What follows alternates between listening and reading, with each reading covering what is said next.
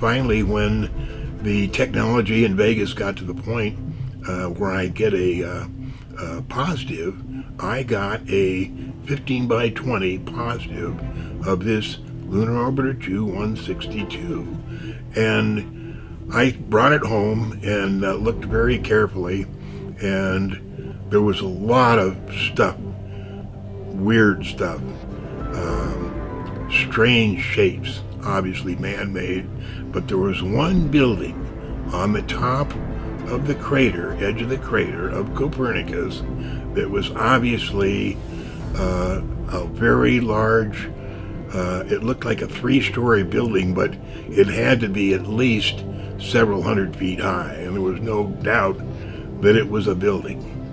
And I had a friend, Bob Lazar, and I had been telling him about the buildings on the moon. And one day, as I was walking out of his house, he said, "You know, John, if any of this moon stuff is true that you're talking about, I'm going to have to kill myself." And so I took the opportunity to write that down and have him sign it. And so now that I had the positive of the negative with the building, I took it over to Bob's house, showed it to him, and he says, "Well, I'll be damned. That is a building." And I said, "Now, Bob, you remember your promise that you promised to kill yourself if this stuff was true?"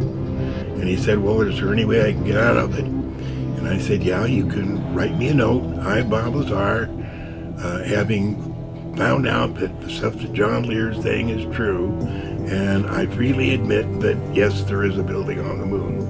And I still have these notes, and they're posted on the web.